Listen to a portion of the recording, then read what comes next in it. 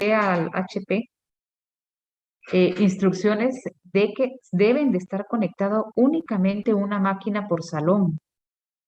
Entonces, pues yo ahorita los he aceptado a todos, pero necesito dos cosas que hagamos en este momento. Que se quede una máquina por salón identificada con el nombre de la sección. Yo debería tener aquí 3 conectados y los demás les voy a pedir por favor que se retiren. Estas son instrucciones de coordinación porque desde el principio se solicitó esto para evitar congestión en la red y que todos pues podamos dar una mejor clase. Yo los había aceptado así la vez pasada, pero lamentablemente no pude conectarme, entonces tengo que volver a conectar mi presentación. Les voy a pedir un momentito, por favor, de su tiempo en lo que abro la presentación.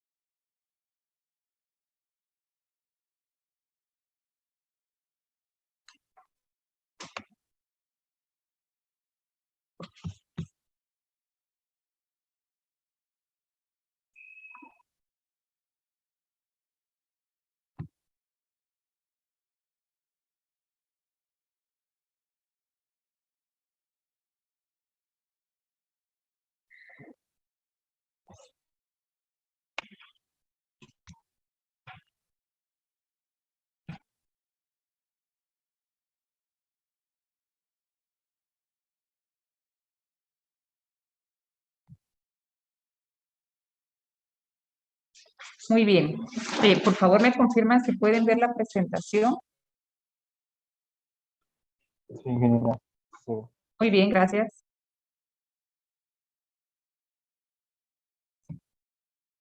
Listo. Entonces, la vez pasada, en la última clase, nos habíamos quedado íbamos a empezar a ver características de los artrópodos, un poquito del tema evolutivo de ellos. Solo para recordarnos un poquito en dónde nos habíamos quedado, estábamos hablando del origen de los artrópodos. Dijimos que los primeros artrópodos que se fueron identificando tenían una característica o varias características, mejor dicho, muy similares a los anélidos. Basado en estas características morfológicas, pues se creía que sus ancestros eran los anélidos o que con los anélidos tenían un ancestro en común, estaban muy emparentados. Muestra de esto, si ustedes se recuerdan, en un cuadro anterior vimos un cuadro filogenético. Quiero ver si lo puedo regresar acá. Creo que está en esta diapositiva anterior. Ah, no. Voy a regresar una más, si no.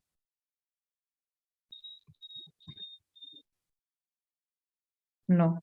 Bueno, en una diapositiva anterior nosotros estábamos viendo que los artrópodos en un árbol filogenético, es decir, recordándonos un poco de la filogenia, es aquella que estudia el parentesco o las relaciones en común a nivel molecular, es decir, genético. Entonces, con estos estudios filogenéticos, lo que inicialmente se pensaba que el ancestro común de los artrópodos era el mismo con los anélidos, pues se llegó a comprobar y lo vimos en ese árbol, en cómo teníamos un ancestro común, teníamos todos los grupos de artrópodos, es decir, los arácnidos, los insectos, los crustáceos, y también teníamos a los anélidos formando otra rama dentro de este mismo ancestro en común. Aquellas características morfológicas que se identificaron desde un principio era que los artrópodos inicialmente sí tenían un cuerpo blando. Parte de estos procesos evolutivos de los artrópodos fue que se fue esclerosando, fue surgiendo su exoesqueleto, su cubierta se fue esclerosando, es decir, que se fue volviendo más dura, al punto de desarrollar su exoesqueleto, pero realmente ellos tenían un cuerpo blando y alargado. Y ahí en la imagen que ustedes pueden ver es precisamente eso lo que está expuesto. Tenemos un artrópodo muy primitivo acá. Solo quiero ver si puedo poner el puntero.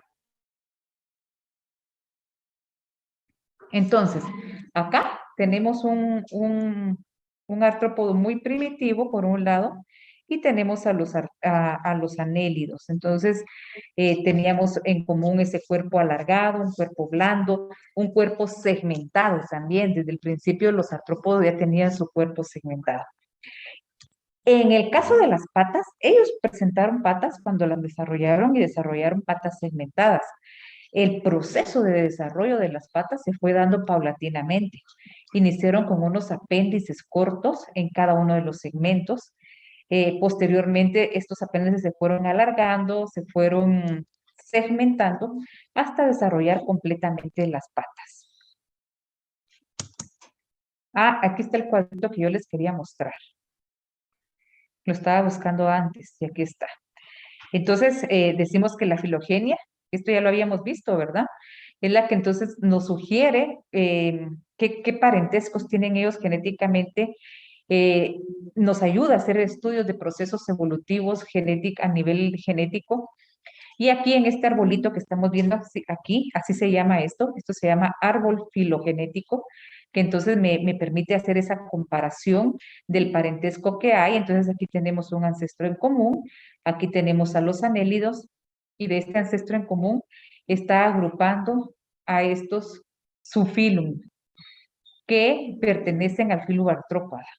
Entonces, todos estos son artrópodos y tenemos aquí varios subfilum, ¿verdad? Tenemos los quelicerados o queliceratos, que son los arácnidos, los crustáceos, los miriápodos y la clase insecta.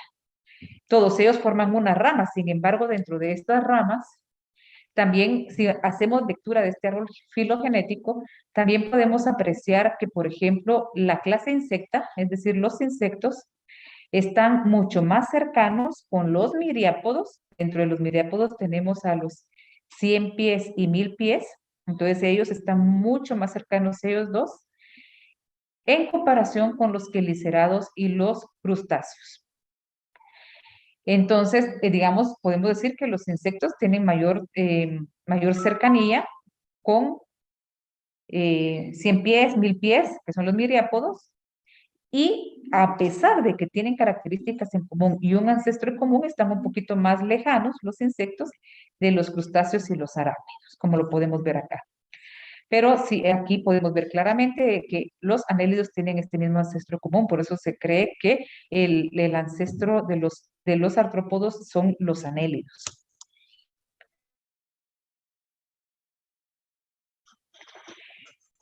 Muy bien, ¿se recuerdan cuando empezamos a hablar de los artrópodos? Dijimos que los artrópodos era un grupo muy numeroso, un grupo con mucha diversidad y que en comparación ya sea de otros animales o bien de otros organismos vivos, ellos llegan a ser el grupo más grande, numeroso y diverso.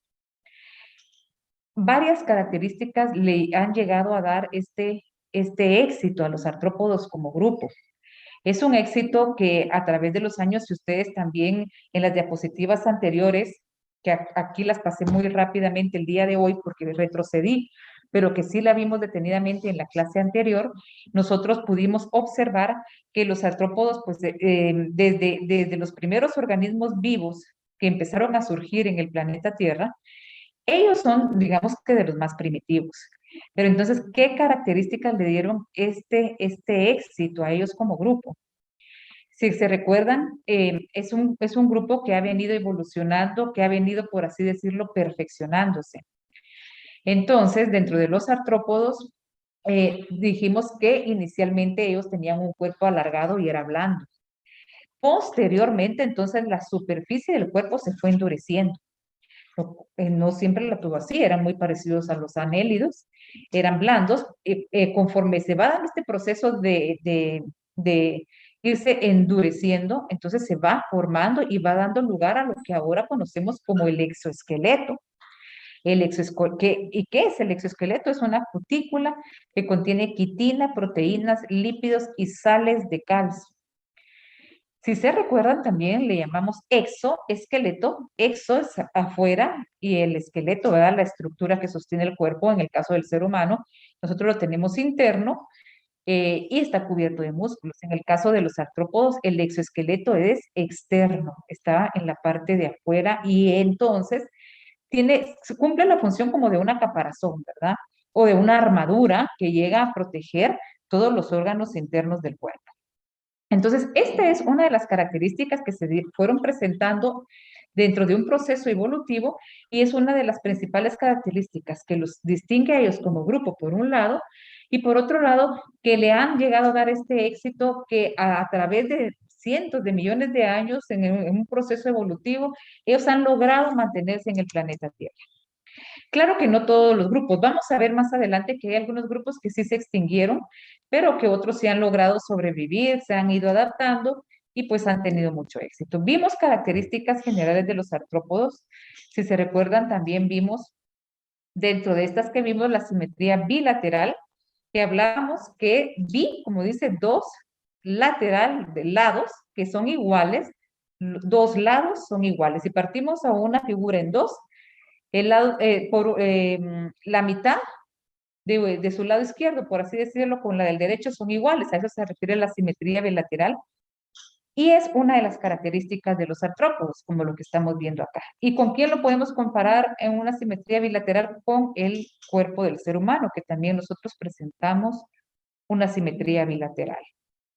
La presencia de un exoesqueleto, que ya hablamos, ¿verdad? Esa estructura rígida que sirve de protección al cuerpo de los artrópodos. También otra función del exoesqueleto es el protegerlo para evitar la pérdida de agua. Ellos son muy pequeños, ellos no tienen una ingesta muy grande de agua, entonces es muy importante conservar su agua en el cuerpo. Y el exoesqueleto también ayuda a eso, además de protegerse contra golpes, contra enemigos naturales, que también tiene esa función. Luego, otra característica de los artrópodos es que ellos presentan apéndices articulados. Los apéndices son estructuras externas del cuerpo, que están pues adheridas al cuerpo, pero son estructuras externas, como por ejemplo lo que podemos ver acá, antenas, patas, algunas estructuras para nadar. Aquí tenemos señalado en color para defensa, que también puede ser defensa o cacería para atrapar a la presa y alimentarse, ¿verdad? Entonces, todos estos son distintos apéndices sensoriales, ¿verdad? Que les permite percibir el medio. Estos apéndices pueden tener la función bastante estricta de poderse relacionar con el medio, poder percibir, por ejemplo, cambios de temperatura, de luz, olores con el medio. Tenemos estos apéndices sensoriales, apéndices para la alimentación. Estos apéndices también pueden ser articulados, que serían sus piezas bucales para nadar, para caminar, que serían los apéndices de locomoción.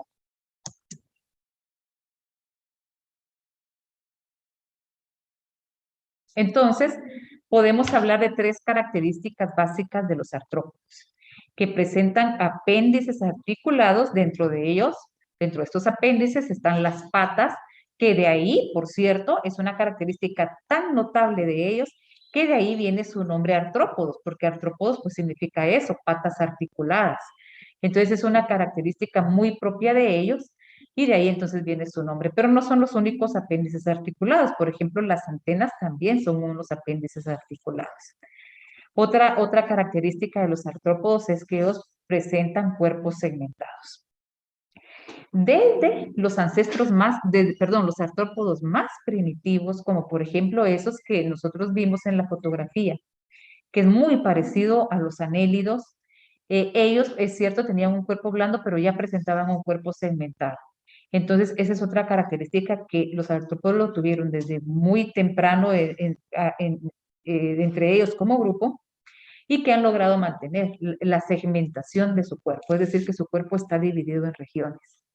Y el esqueleto externo, que sería entonces lo que es conocido como exoesqueleto, y la función de él, ¿verdad? Las funciones más importantes, el de protección por un lado y el de el control o regulación del agua en el cuerpo, que sería otra de sus funciones importantes.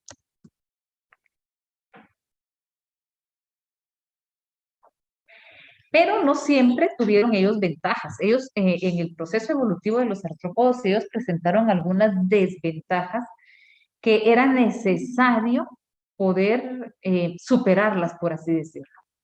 Por ejemplo, en un principio ellos tenían una respiración semejante a los anélidos. Era una respiración que era muy difícil para ellos respirar, una respiración cutánea a través de la piel.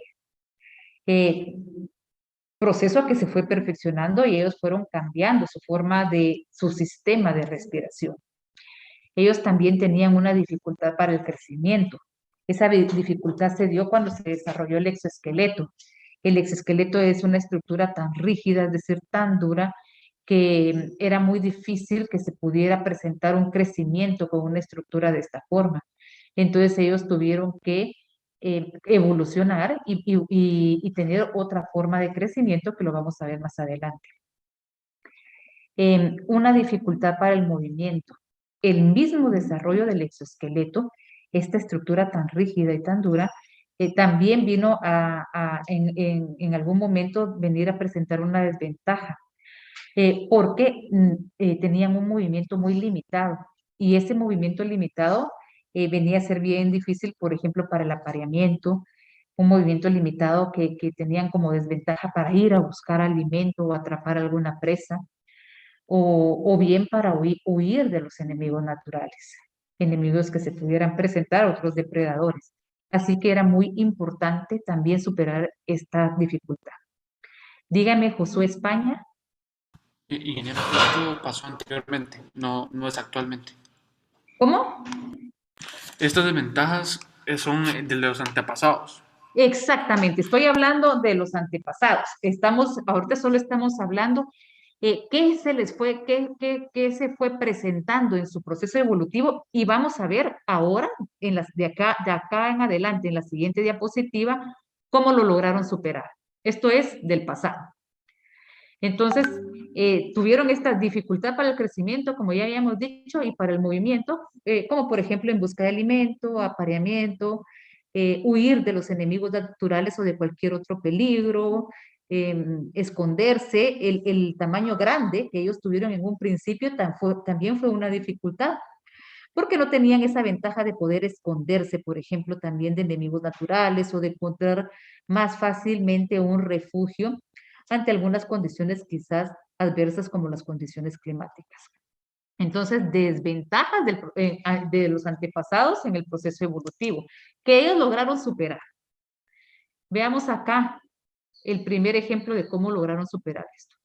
Entonces, ¿cómo es actualmente el crecimiento de los artrópodos? Dijimos que anteriormente ese exoesqueleto era una desventaja.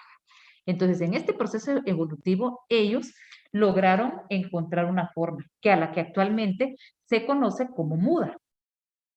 Muda es el proceso entonces en el que se da un desprendimiento del exoesqueleto.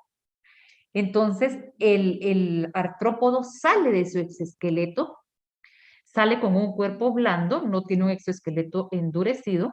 Ese cuerpo blando le permite salir del exoesqueleto, como lo que estamos viendo en esta imagen, con mayor facilidad.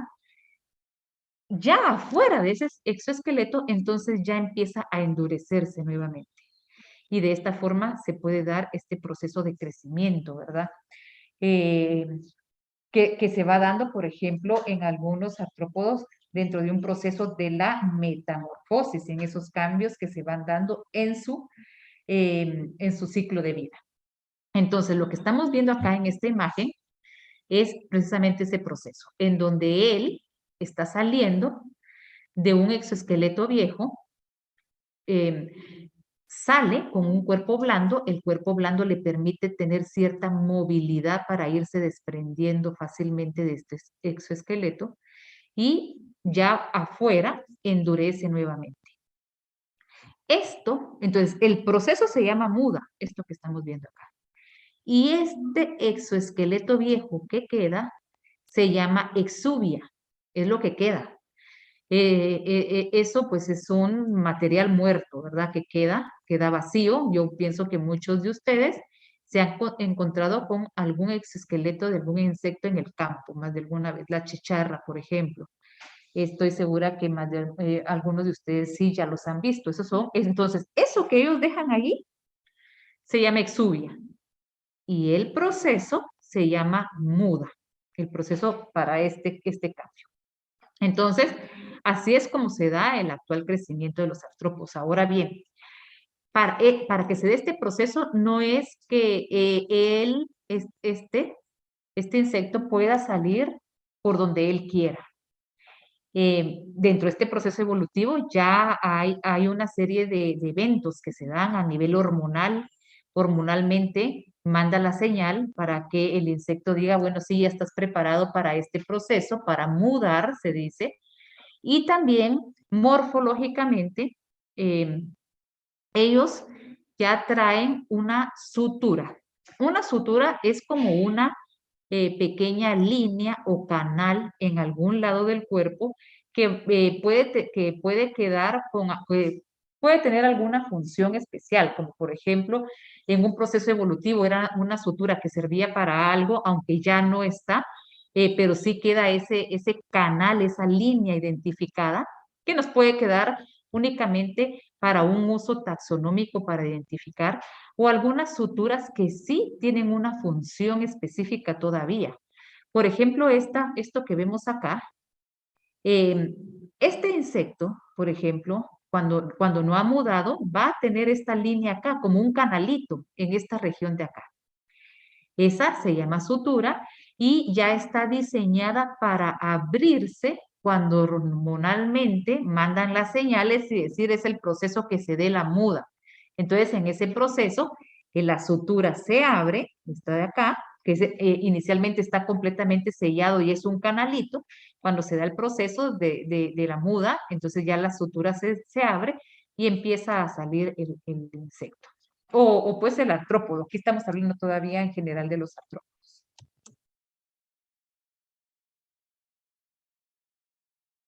Luego, el movimiento de los artrópodos. Inicialmente dijimos, bueno, el exoesqueleto cuando viene a surgir, dijimos que sí tenía muchas ventajas, le servía de protección, ¿verdad? Regulaba la pérdida del agua en el cuerpo, que es bien importante en los artrópodos. Sin embargo, era necesario perfeccionar, digámoslo así, anatómicamente, el exoesqueleto o la morfología del exoesqueleto del artrópodo. Entonces, en ese proceso de perfeccionamiento se fueron desarrollando o se fueron dando algunos cambios en los apéndices de los artrópodos. Dijimos que los apéndices son estas estructuras externas del cuerpo, del insecto. Por ejemplo, esta pata. Estas patas, si ustedes pueden ver, tal vez acá donde voy a pasar el puntero, aquí tenemos las regiones o las divisiones o las articulaciones, dicho de otra forma. Que en realidad esas divisiones son articulaciones, de ahí viene su nombre, las patas articuladas. Inicialmente, en el proceso evolutivo, estos, por ejemplo, solo tenían un pequeño apéndice, luego este apéndice creció, pero no tenía articulación, luego se fue perfeccionando la articulación. Entonces, la articulación se da cuando tenemos estas regiones extremas que pueden llegar a ser un poco más delgadas que otras regiones, por ejemplo, en este caso de la pata, para que se dé el movimiento. Entonces, tener este adelgazamiento acá, esto permite un mejor movimiento de la pieza, es decir, por ejemplo, del apéndice, que en este caso pueden ser patas o bien las antenas también, ¿verdad? Entonces, esa articulación es bien importante y es parte del proceso evolutivo. Entonces, dijimos que la articulación son estas regiones que son más delgadas para que le permite tener una mejor movilidad ese apéndice.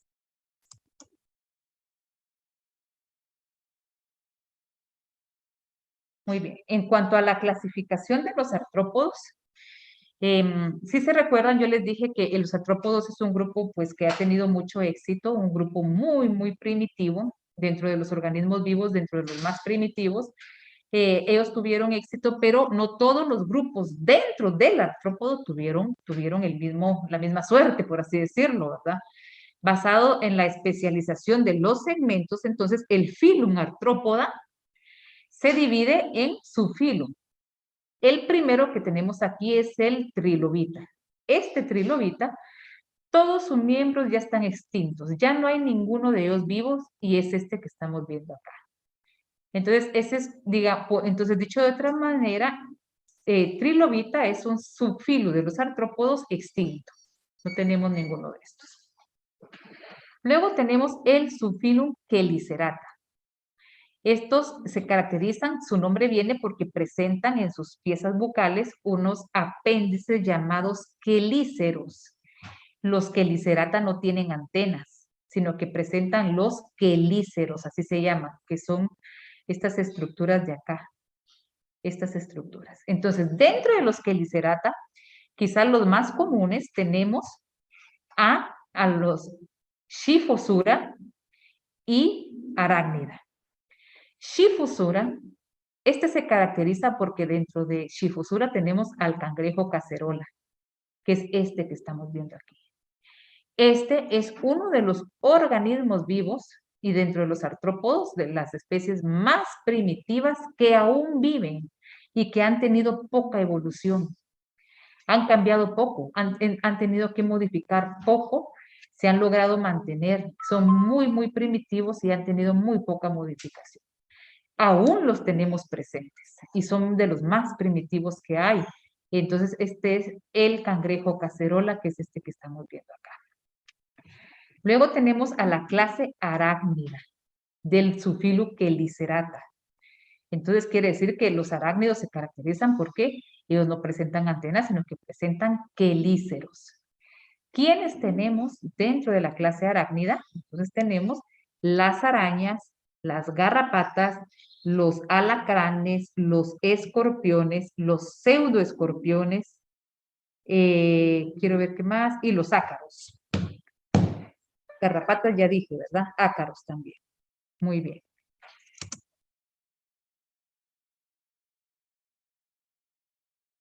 Luego tenemos, bueno, estábamos viendo, voy a regresar acá solo para no perdernos.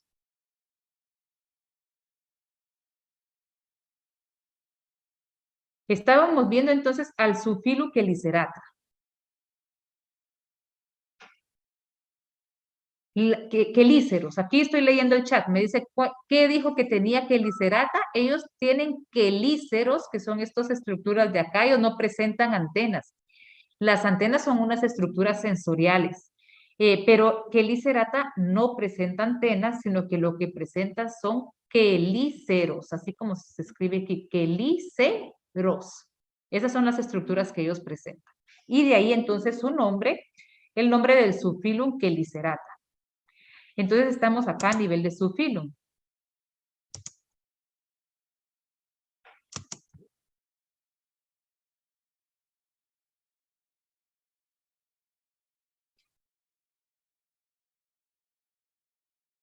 Luego tenemos a un grupo que este grupo no tiene un nivel taxonómico. Simplemente es una característica que nos permite agrupar a varios subfilum. Si se recuerdan, acabamos de ver el subfilum Chelicerata. Luego vamos a ver a un grupo que son los mandibulata, que son los que se presentan mandíbulas, pero ellos no son subfilum, es un grupo que no tiene nivel taxonómico. Solo es un grupo que nos ayuda a identificarlo. Él no tiene nivel taxonómico, o sea que no es subfilum, no es clase, no es nada de eso. Entonces, los mandibulata se llaman así al grupo de individuos que presentan mandíbulas. Dentro de ellos tenemos, ahí sí, al subfilum, el subfilum crustácea. Entonces, los crustáceos, dentro de este grupo, la mayoría, pero no todos, son acuáticos. Tenemos a la langosta, los camarones, cangrejos, jaivas, pulgas de agua. Tenemos a cochinilla de humedad, que ella no es, por ejemplo, ese es un ejemplo terrestre, ella no es acuática, sino que es terrestre. Aquí podemos ver algunas imágenes de los crustáceos. Uno de los crustáceos más representativos, y yo lo estoy sacando y lo voy a hablar un poquito de él, porque desde el punto de vista agrícola ellos en algún momento ustedes se van a topar con este. No sé si alguno de ustedes los ha visto, es Daphnia. Daphnia también es conocida como la pulga de agua. Entonces, es un género de crustáceos. Entonces, Daphnia, la pulga de agua, es un crustáceo, pero tiene una importancia económica para nosotros, los agrónomos. Desde el punto de vista agrícola, desde el estudio o dentro del campo del estudio de los plaguicidas, Daphnia o la pulga de agua es empleada para hacer ciertos estudios en cuanto a la contaminación del agua. Esta especie sirve para probar efectos de toxinas en los ecosistemas. Nos puede ser como un indicador en los, por ejemplo, ecosistemas acuáticos con cierta contaminación o con alguna contaminación específica de algún tóxico, de alguna molécula química. Sí tiene un efecto, por ejemplo, en la reproducción, en el crecimiento, en su longevidad, es decir, cuánto tiempo vive. Nos sirve como indicador.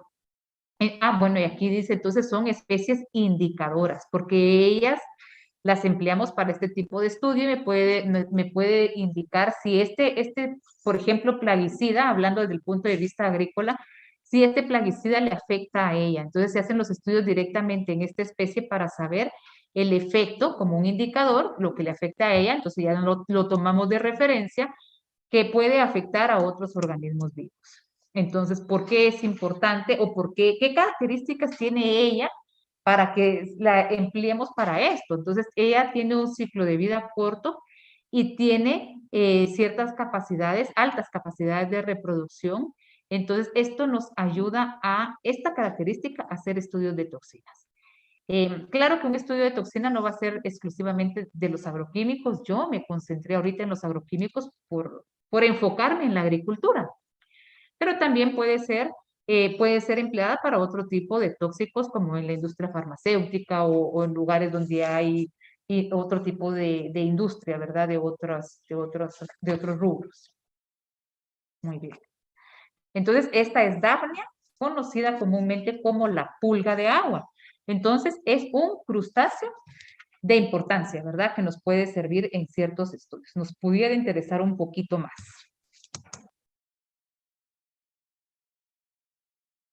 Seguimos dentro del grupo Mandibulata. Dijimos que el grupo Mandibulata no tiene ningún nivel taxonómico, pero sí nos ayuda a clasificarlo por sus características. Y dentro entonces del grupo Mandibulata tenemos a miriápodas.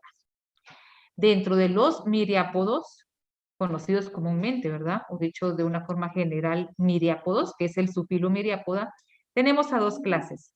Tenemos a los quilópodos y diplópodos, o la clase quilópoda y la clase diplópoda. Los quilópodos, la clase quilópoda, agrupa a los 100 pies.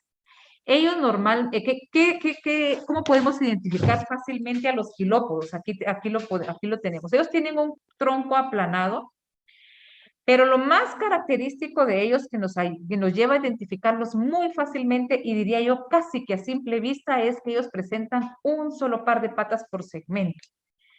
Es decir, cada uno de estos cuadritos de acá es un segmento del cuerpo de los quilópodos, y en cada uno de estos cuadritos hay un solo par de patas, uno en cada extremo. Entonces los quilópodos se caracterizan por eso. Entonces, por ejemplo, si yo los miro a ellos, cualquiera de estos dos, están clasificados dentro del subfilo miriápoda. O dicho de otra forma, son miriápodos. Pero si yo quiero saber la clase, entonces yo observo el número de patas, y aquí tiene un solo par de patas por segmento. Entonces yo ya sé que es un quilópodo. Los quilópodos se caracterizan porque ellos son depredadores, ellos se alimentan de otros organismos vivos, de otros animales. Entonces, sus patas, en sus patas tienen uñas venenosas que les ayuda a atrapar a su presa. Entonces, los quilópodos son venenosos y en algún momento sí nos pudiera nosotros irritar la piel, por ejemplo, si nos atacara.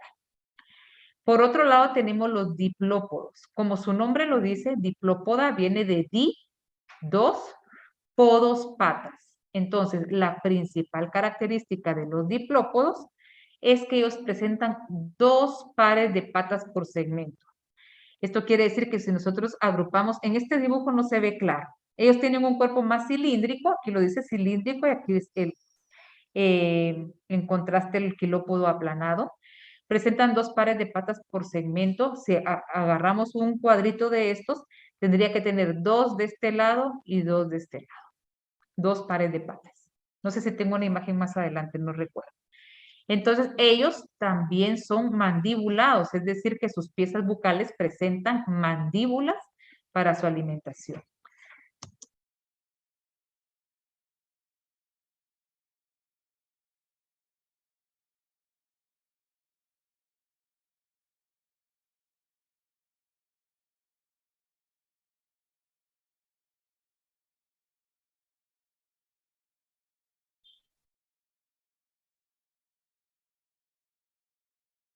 Muy bien. Estamos acá, ¿verdad? ¿Puedo avanzar?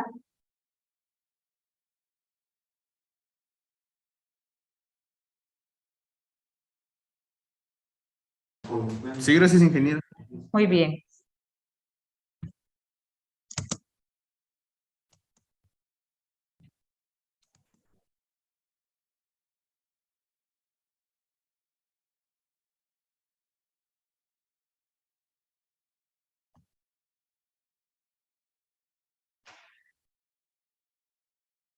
Exactamente. Estoy leyendo el chat. Aquí me preguntan si la clase quilópoda y los quilópodos son lo mismo. Sí, es muy común que nosotros lo digamos así. Por ejemplo, tenemos la clase quilópoda, le decimos quilópodos. Tenemos al sufilo miriápoda y le decimos los miriápodos. Tenemos, por ejemplo, el orden coleóptera y le decimos coleópteros. Tenemos la clase insecta y les decimos insectos. Entonces es muy común que le damos una como pequeña modificación al nombre en realidad para hablar generalmente de ellos, ¿verdad? Pero la forma, el nombre correcto cuando hablamos a nivel taxonómico es clase quilópoda. Muy bien. Entonces continuamos, estamos, ya dijimos, lo he dicho varias veces, mandibulados, no pertenece a ningún nivel taxonómico, solo me indica la característica. Dentro de ellos tenemos al otro subfilum, porque hemos estado viendo subfilum del orden, perdón, subfilum del filum Arthropoda. Entonces, solo voy a poner el puntero. Entonces, en este subfilo de los hexápodos, ellos se caracterizan, como su nombre lo indica, que presentan bien hexa, 6, poda, patas. Entonces, el subfilo hexápoda se caracteriza porque tiene 3 pares de patas.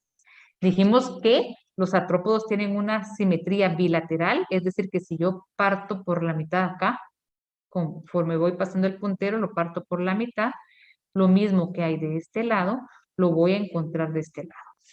Entonces, ellos tienen 6 patas, pero con la simetría bilateral, entonces por eso decimos 2 pares de patas por segmento, ¿verdad? Porque está en el mismo, ubicado en el mismo lugar, por la misma característica propia de los artrópodos de presentar una simetría bilateral. Entonces, del subfilo hexápodo, que se caracteriza porque tiene 3 pares de patas, está la clase insecta. ¿Y quiénes están dentro de la clase insecta? Todos los que conocemos como insectos, ¿verdad? Las abejas, hormigas, mosquitos, mariposas, etcétera. Entonces, ¿qué es donde nosotros ya nos vamos a concentrar de aquí en adelante, ¿verdad? Vamos a concentrarnos en la clase insecta. Terminamos de ver características generales de artrópodos y ya nos concentramos en la clase insecta. Algunas características que nos pueden ayudar de una forma muy sencilla, muy básica, para clasificar a los artrópodos. a través de una clave sencilla pudiéramos entonces decir que se dividen en 4 grupos, dijimos ya, ¿verdad? 4 grupos, y que serían Zoophilum. Aunque este último es una clase, es el Zoophilum Hexapoda, y esta es una clase. Estos sí son Zoophilum, estos 3. Entonces, la clave para clasificar a los artrópodos basado en el número de patas es la siguiente. Artrópodos que presentan 3 pares de patas, aquí dentro de estos son los insectos, que serían los hexápodos, pero lo que más vamos a utilizar nosotros son los insectos, la clase insecta.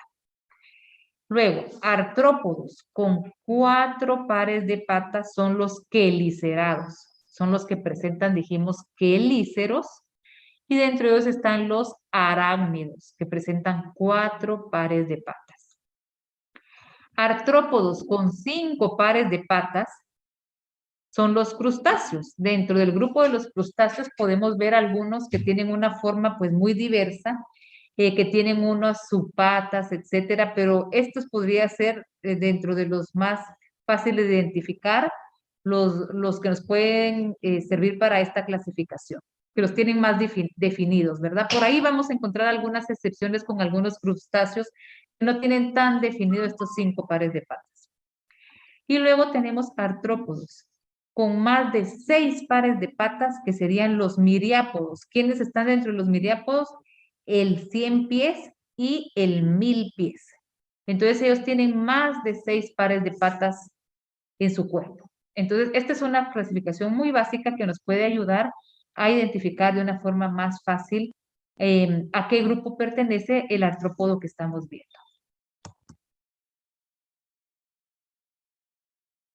Veamos entonces, dentro del Zoophilum Chelicerata, vamos a ver a la clase arácnida, que son los arácnidos. Aquí sería clase arácnida, que son los arácnidos.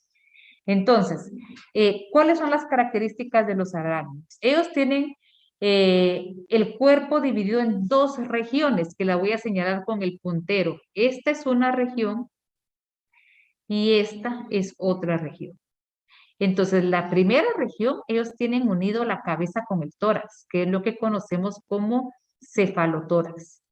Y la otra región es el abdomen. Entonces, los arácnidos o la clase arácnida presenta el cuerpo dividido en 2 regiones, que es el cefalotórax y el abdomen. Ellos presentan 4 pares de patas, ya sabemos que es un artrópodo, presenta simetría bilateral, entonces una a la par de otra, una en cada segmento que podemos observar. Sus partes bucales, ya lo dijimos también, que presentan dentro de su estructura, presenta quelíceros, presentan unos colmillos unidos a una glándula de veneno. No tienen antenas, ellos no tienen antenas, tiene 4 pares de ojos llamados ocelos, y la respiración es por tráqueas especiales. Aquí podemos ver el ejemplo de algunos artrópodos, arácnidos. De algunos arácnidos tenemos este que está acá, es un pseudoescorpión, y estos son los escorpiones. Este se le conoce como pseudoescorpión porque si ustedes pueden ver, vean toda la parte de enfrente, es igual a un escorpión, pero no tiene colita, por eso se le conoce como pseudoescorpión. Luego tenemos las arañas, tarántulas, ácaros, que esos son muchos de ellos pues serán de importancia agrícola. Tenemos a las garrapatas. Entonces todos ellos son arácnidos. Dígame, Oscar. Ingeniero, ¿podría regresar a la anterior diapositiva, por favor? Ahora voy.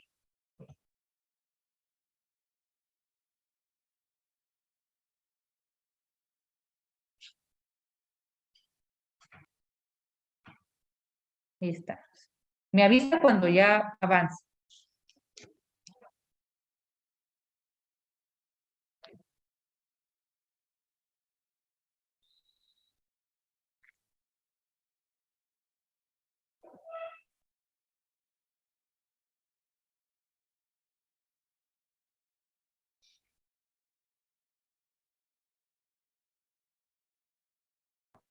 Está bien, gracias, ingeniero.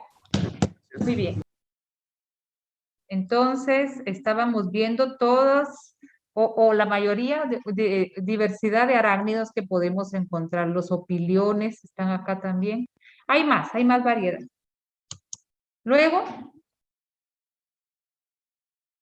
tenemos, dijimos, dentro de los mandibulados, el Zoophilocrustacea. Ellos también presentan dos regiones en su cuerpo. Dos regiones, a las regiones del cuerpo también se le llama tagma. Tagma es sinónimo de región. Ellos presentan dos regiones, que es esta que está acá, es lo que se le conoce como cefalotórax.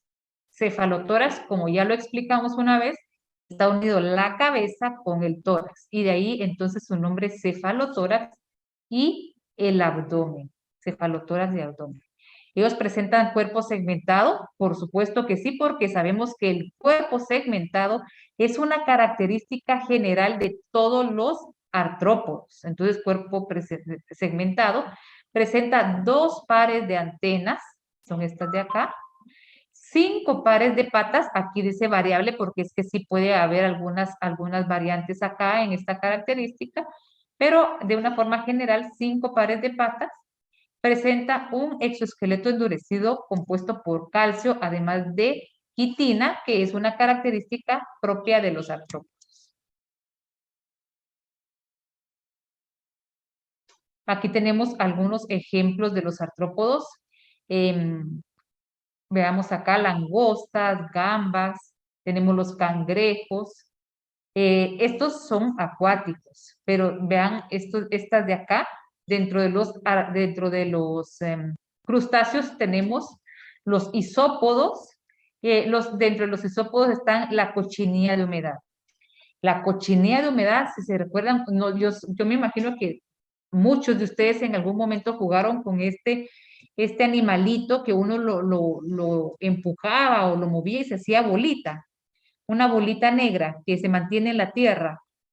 Esa es la cochinilla de humedad. Entonces, ese animalito con el que ustedes jugaban y lo hacían bolita, él se hacía bolita como con una forma de defenderse, ¿verdad? Entonces, él es un crustáceo. Él pertenece al grupo de los crustáceos y es terrestre, él no es acuático. Por eso les decía yo que la mayoría son acuáticos, pero sí hay sus excepciones. Por ejemplo, acá tenemos a la pulga de agua, que de ella ya hablamos un poco y hablamos de su importancia económica, ¿verdad? Y aquí tenemos unos que son un poquito más difíciles de identificar cuando hablamos de los 5 pares de patas, como los percebes. La estructura, la morfología de ellos es un poquito más compleja, entonces no es tan sencillo agruparlo dentro de aquella pequeña clave que nosotros presentamos un par de diapositivas atrás cuando hablábamos del número de patas. En esta imagen podemos ver claramente la diferencia entre un quilópodo y un diplópodo, porque son fotografías, no son dibujos como los vimos en las diapositivas anteriores. Entonces tenemos estando dentro del grupo de los mandibulados, tenemos al Zoophilum miriápoda. Dentro de los miriápodos tenemos la clase diplópoda y la clase quilópoda. Son dos clases, la clase quilópoda y la clase diplópoda. Entonces, la clase quilópoda presenta una cabeza bien definida, un par de patas por cada segmento. Aquí se ve bien claro que tenemos un segmento, un par de patas. Veamos este cuadrito de acá. Este es un segmento y aquí está su pata. Aquí tengo otro cuadrito que es otro segmento y aquí está su par de patas, un solo par de patas por segmento. Luego tenemos los diplópodos. La clase diplópoda, ellos presentan una cabeza bien definida, 2 pares de pata por segmento que podemos ver aquí claramente. Aquí tengo, por ejemplo, este es un segmento y aquí hay 1 y 2. Y del otro lado hay otras 2, ¿verdad? Que no estoy viendo en la fotografía. Entonces son 2 pares de pata por segmento. Ahorita voy con el chat. Aquí tengo, por ejemplo, otro segmento y aquí tengo 1 y 2. Y del otro lado están las otras 2 pares de pata por segmento. ¡Ay, ya llegó la hora! ¡Ay, qué hora es! Yo ya me emocioné, disculpen. Bueno, entonces ahí lo vamos a dejar, gracias. Y continuamos el día viernes. Gracias por avisarme, se los agradezco mucho. Pasen feliz tarde todos.